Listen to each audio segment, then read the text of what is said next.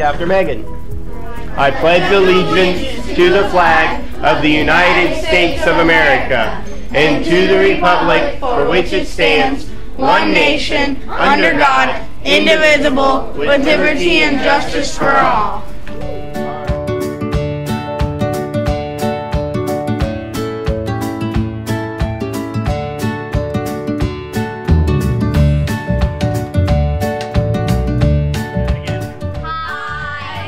Today?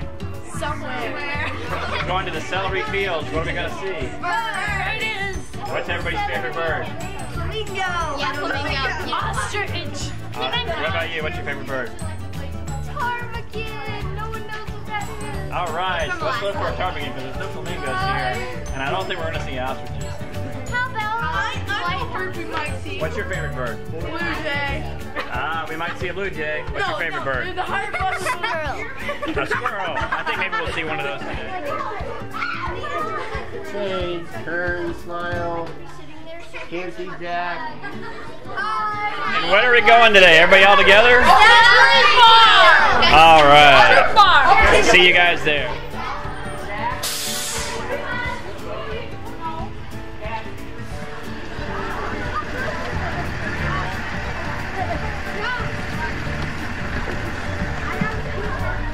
Hello. Where are we going today? What's going to be your favorite bird that you're looking for? I don't know. I want to see. I want to see a lumpkin.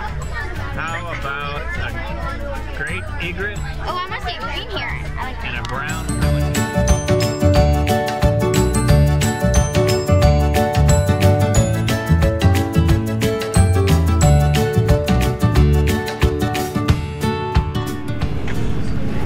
I want to introduce you to Miss Bobby. She's one of our guides this morning, and this is Miss Stephanie back here.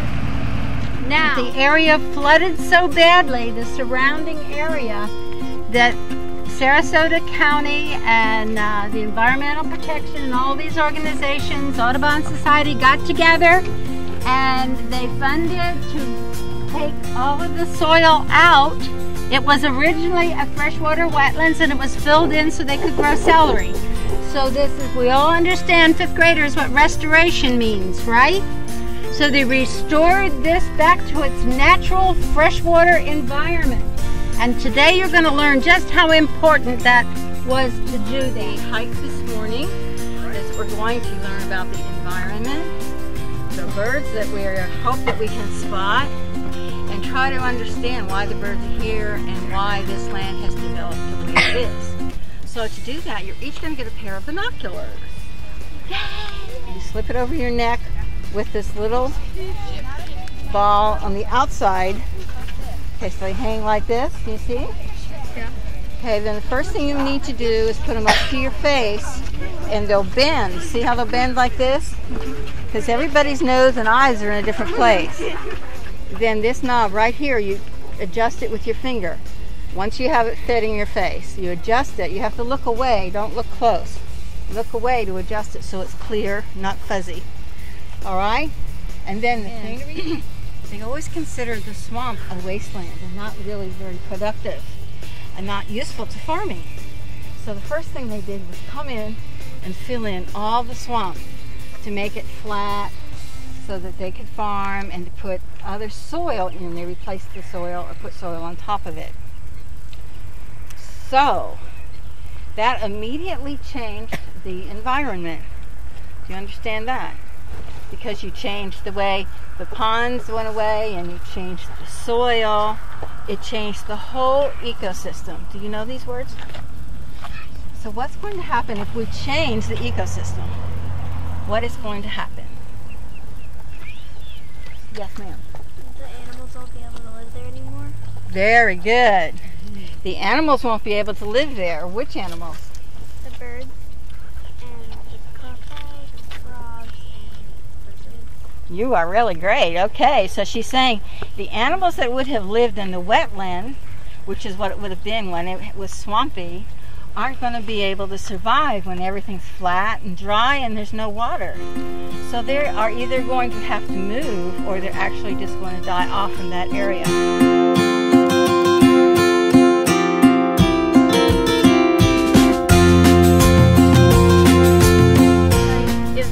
a bird lives on a fish and the fish die out, the bird won't have anything to eat, so the bird will die out. Perfectly. And what about other food sources other than fish or bugs? What other food sources? Down here? Plants. What happens if we change the landscape? Perhaps the plants. Some plants that need a certain kind of landscape die off. Perfectly. So do you see, just by doing something that pioneers thought was just a logical thing to do, they totally changed the environment, and all the animals that would have originally been here died off or had to move away.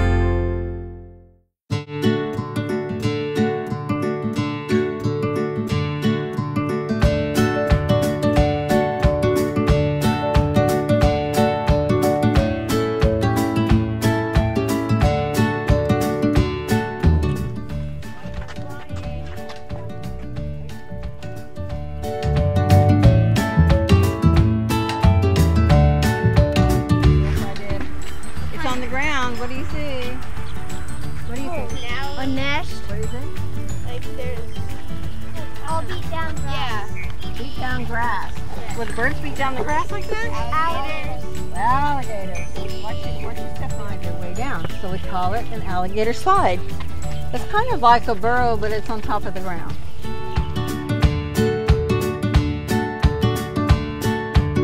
Birds at the top. The big birds.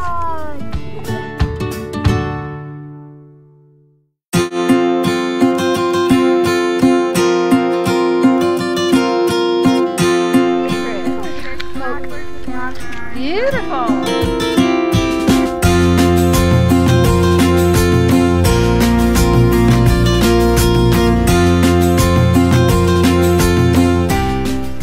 Okay, look at these blue ones flying.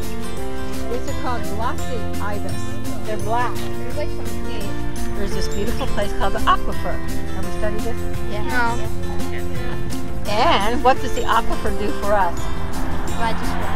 Provides us water. So we really want to keep it clean and keep it pure. There's also fresh springs that go into the aquifer. And this is where our drinking water comes from. So if this pond gets contaminated, what else can get contaminated?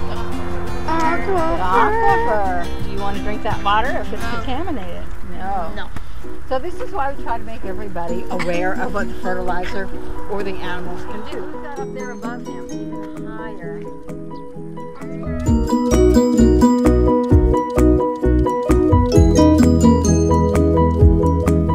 Oh, those are his talons.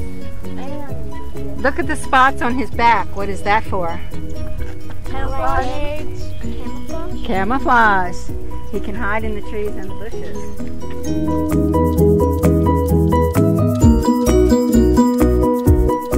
It's dangerous to feed the wild animals because then they forget how to hunt. And they get too comfortable around people, which can cause them to be in danger. Some people will hurt them.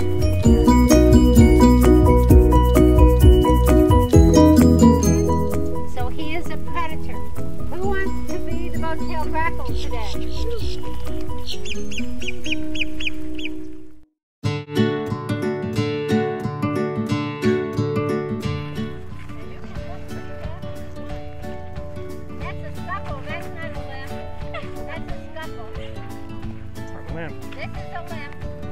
Roseate spoonbills. Take a look. Use your binoculars. Nice. Beautiful. Aren't they pretty?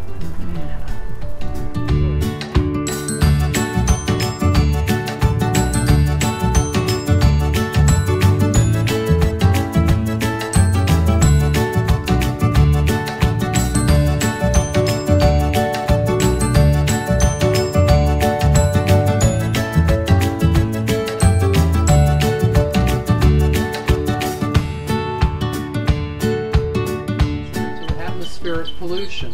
In fact, in the old days, coal miners, when they would go down into a mine, would take a canary in a little cage, and they would watch the canary because the gases are toxic, but they don't have an odor. So if the miners were down there, they wouldn't know that the gases were building up until people started getting sick or dying. So they would take the bird, and if the bird fell off its perch or if the bird died, they would know that the gases were building up and they would leave.